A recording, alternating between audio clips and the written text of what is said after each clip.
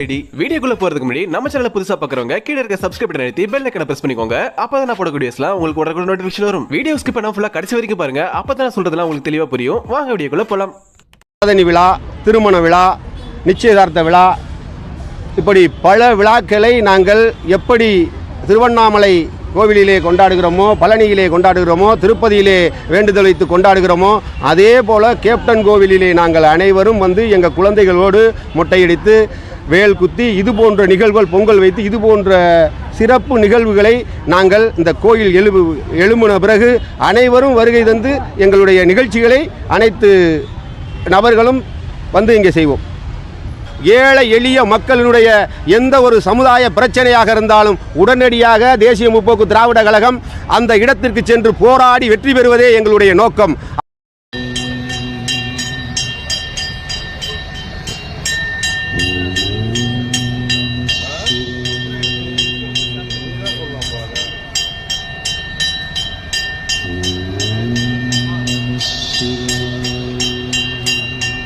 வீழ்வது நாமாக இருப்பினும் வாழ்வது தமிழாக இருக்கட்டும் என்று சொன்ன தானை தலைவன், தங்கத் தலைவன், புரட்சி கலைஞர் கேப்டன் பத்மபூஷன் அவர்களுடைய நினைவிடத்திலே தென்னகத்தினுடைய ஜான்ஜிராணி, வீரமங்கை, வேலுநாச்சியார், கழகத்தினுடைய நிரந்தர பொதுச் செயலாளர் அன்னியார் அவர்களுடைய நல்வாழ்த்துக்களோடு, கழகத்தினுடைய உயர்மட்ட குழுவில் இருக்கின்ற அத்தனை நல்ல உள்ளங்களோடு நல்வாழ்த்துக்களோடு இன்றைய தினம் புதுக்கோட்டை தெற்கு மாவட்டத்துக்கு உட்பட்ட ஆலங்குடி தொகுதி, அறந்தாங்கி தொகுதி, திருமகயம் தொகுதி என்ற 3 தொகுதிகளுக்கு உட்பட்ட புதுக்கோட்டை தெற்கு மாவட்டத்துக்கு உட்பட்ட அனைத்து ஒன்றிய நகர பேரூர் கழக செயலாளர்கள், கிளைக்கழக செயலாளர்கள், ஊராட்சி கழக செயலாளர்கள், மகளிரணி சகோதர சகோதரிகள், என் உயிரிலும் மேலான கேப்டனின் அன்பு தமிழ் நெஞ்சங்கள் அத்தனை பேர் நல்லாசியோடு இன்றைய தினம் கேப்டன் அவர்கள் கோவிலிலே 21/2024, 21, 22, 23, 24 4 நாட்களுக்கு தலைமை கழகத்திலிருந்து நாங்கள் அனுமதி கேட்டிருந்தோம். கோவிலிலே அன்னதானம் போட்டு மக்களை மகிழ்விக்க வேண்டும் என்று. அதை அன்னியார் அவர்கள் கருத்தில் கொண்டு எங்களுக்கு புதுக்கோட்டை தெற்கு மாவட்டத்திற்கு 4 நாட்கள் ஒதுக்கி இந்த அன்னதானம் இடுவதற்கு எங்களுக்கு அறிக்கை வெளியிட்ட அன்னியார் அவர்களுக்கு புதுக்கோட்டை தெற்கு மாவட்ட கழகத்தின் சார்பாகவும் அனைத்து ஒன்றிய நகர பேரூர் கழக செயலாளர் சார்பாகவும் முதற்கண் வாழ்த்துக்களையும் நன்றிகளையும் தெரிவித்துக் கொள்கின்றேன்.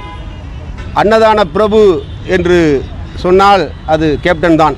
உலகெங்கும் இருக்கும் வாழும் தமிழர்கள் உள்பட அனைத்து ஜாதி மத பேதமின்றி இன்று அனைவரும் இங்கு வருகை தந்து கேப்டன் அவர்களிடம் நேர்த்திக்கடனை செலுத்திவிட்டு செல்கிறார்கள்.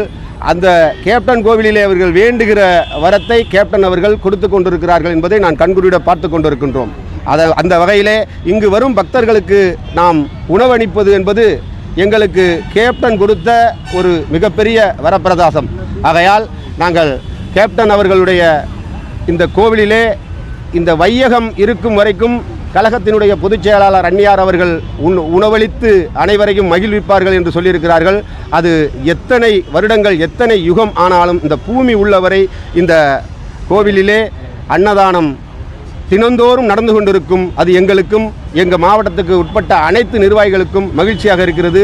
இன்று மட்டுமல்ல, இதே போல் இன்னும் 6 மாதம் கழித்து எங்களுக்கு இன்னும் 4 நாட்களுக்கு நீங்கள் அன்னதானம் இட வேண்டுமென்றால் மனமகிழ்வோடு வந்து இந்த இடத்திலே அன்னதானம் போடுவதற்கு நாங்கள் காத்து கொண்டிருக்கிறோம் என்று இந்த நேரத்தை தெரிவித்துக் கொள்கிறேன். கண்டிப்பாக அன்னியார் அவர்கள் அறிக்கையிலேயே சொல்லியிருக்கிறார்கள், இந்த வானம் வையகம் உள்ளவரை, இந்த பூமி உள்ளவரை இங்கு வருபவர்கள் பசியோடு செல்லக்கூடாது என்று கேப்டன் அவர்கள் சொல்லியிருக்கிறார்கள். அதே போல் அன்னியார் கழக பொதுச் செயலாளர் அன்னியார் அவர்களும் இங்கு வரும் பக்தர்கள் பசியோடு செல்லக்கூடாது என்பதற்காக எல்லா நாளும் அன்னதானம் நடைபெறும் என்பதை அன்போடு தெரிவித்துக் கொள்கிறேன். கோயில் எழுப்பணும்னு நாங்கள் எல்லாருமே அன்னியாரிடம் முறையிட்டோம். அதன் முதல் கட்டமாக தற்பொழுது பாருங்கள், கோயிலுடைய அந்த வேலை நடந்து கொண்டிருக்கிறது.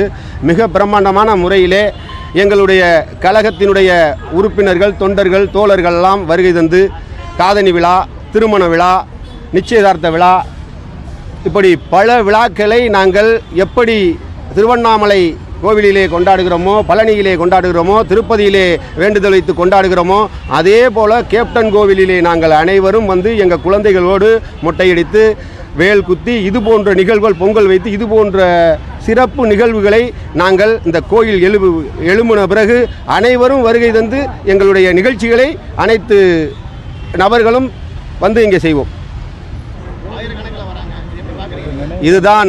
இதுதான் கேப்டன் என்பது. கேப்டன் இது நினைவிடம் கிடையாது. மற்ற இதெல்லாம் பீச்சில் உள்ளதெல்லாம் வந்து நினைவிடம் தான். போய் சாமி சும்மா கும்பிட்டுட்டு வருவாங்க. ஆனால் இங்கு வரும் பக்தர்கள் நேர்த்திக்கடனை வைத்து ஒரு கோவில் போல இங்கிட்டு கும்பிட்டு செல்கிறார்கள். இது எங்கள் போன்ற தொண்டர்களுக்கு மிக மகிழ்ச்சி அடைகிறது. இப்படி ஒரு தலைவனை நாம் தேர்ந்தெடுத்திருக்கிறோம் என்று நினைக்கும் பொழுது உண்மையிலேயே நாங்கள் மிகவும் மகிழ்ச்சி அடைகிறோம். இது இந்த ஒரு ஜென்மம் அல்ல, எத்தனை ஜென்மம் எடுத்தாலும் கேப்டன் ஒருவரே எங்களுக்கு தலைவனாக இருக்க வேண்டும். அவர் காலடியிலே, அவர் கோவிலிலே நாங்கள் எப்போதும் அன்னதானம் போட வேண்டும் என்பதே எங்களுடைய நிலைப்பாடு. ஆகையால் சென்னையில் இருக்கின்ற அந்த நினைவிடங்களை நாம் இதோடு ஒன்று சேர்க்க வேண்டாம். இது கோவில், அது நிலைவிடம் என்பதை அன்போடு தெரிவித்துக் கொள்கிறேன். இப்போ நீங்கள் சொன்ன கேள்வி வந்து கேப்டன் இருக்கும்போது மக்கள் ஆதரவு தல்லை என்று சொல்லக்கூடாது. கேப்டன் இருக்கும்போதே 11% நம்ம ஓட்டு வாங்கினோம்.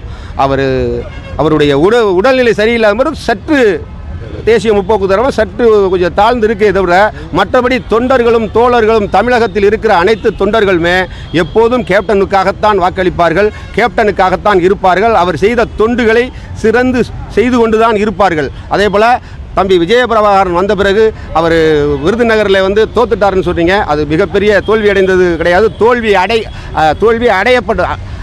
தோல்வியை ஆளும் அரசு வந்து தோல்வியை உருவாக்கி இருக்கிறது. எப்படின்னா 2 மணி வரைக்கும் தம்பி விஜயபிரபாகரன் முன்னிலை, அதுக்கப்புறம் எந்த ஓட்டுமே எண்ணப்படவில்லை.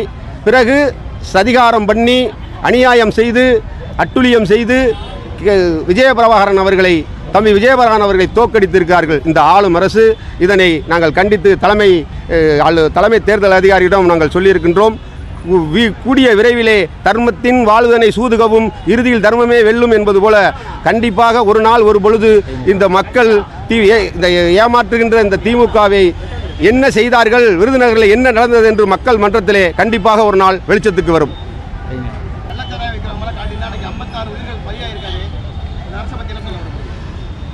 ஆளும் திமிரிலே, அடியாட்கள் கையிலே, நாம் என்னும் நமதையிலே பணம் கொடுத்து அதிகாரிகளையும் அரசியல்வாதிகளையும் கையில் போட்டுக்கொண்டு இன்றைய தினம் இந்த அரசு ஒரு பொம்மை அரசாக செயல்பட்டு கொண்டிருக்கிறது. எங்கு பார்த்தாலும் விதிமீறல் என்று ஹெல்மெட் போட்டவர்களையும் சாலையை கடப்பவர்களையும் பிடிப்ப இவர்கள் இந்த டாஸ்மார்க் என்கின்ற அந்த போதை தரும் அந்த பானத்தை கடையை குறைப்பதற்கு ஏன் தயங்குகிறார்கள் என்று தெரியவில்லை. அதே போல் எங்கு பார்த்தாலும் கள்ளச்சாராயம், சட்டம் ஒழுங்கு சீர்கேடு தமிழகத்திலே சீர்கெட்டு இருக்கிறது. இதை கண்டித்து வருகின்ற 25ஆம் தேதி எங்கள் தலைமை கழகத்திலிருந்து கழகத்தினுடைய பொதுச் செயலாளர் அன்னியார் அவர்கள் அறிக்கை வெளியிட்டிருக்கிறார்கள். வருகின்ற 25/6/2024 அன்று தமிழகத்தில் இருக்கின்ற அனைத்து தலைமை மாவட்ட கழகத்திலும் அந்த கலெக்டர் அலுவலக முன்பாக இந்த திராவிட முன்னேற்ற கழகத்தினுடைய அரசை கண்டித்து மாபெரும் கண்டன ஆர்ப்பாட்டம் நடைபெறும் என்று சொல்லியிருக்கிறார்கள். தமிழகம் பூராம் இதை எதிர்பார்த்து கொண்டிருக்கிறது.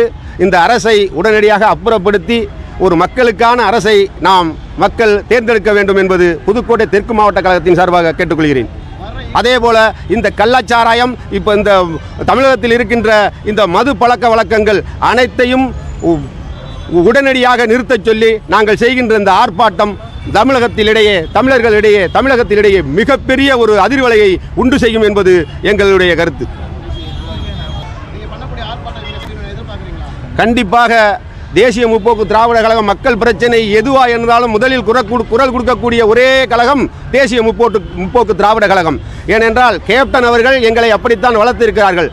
ஒரு மனிதனுக்கு உணவில்லை என்றால் ஜகத்தையும் எரித்திடுவோம் என்று சொன்னான் பாரதி. அதே போல ஏழை எளிய மக்களினுடைய எந்த ஒரு சமுதாய பிரச்சனையாக இருந்தாலும் உடனடியாக தேசிய முற்போக்கு திராவிட கழகம் அந்த இடத்திற்கு சென்று போராடி வெற்றி பெறுவதே எங்களுடைய நோக்கம்.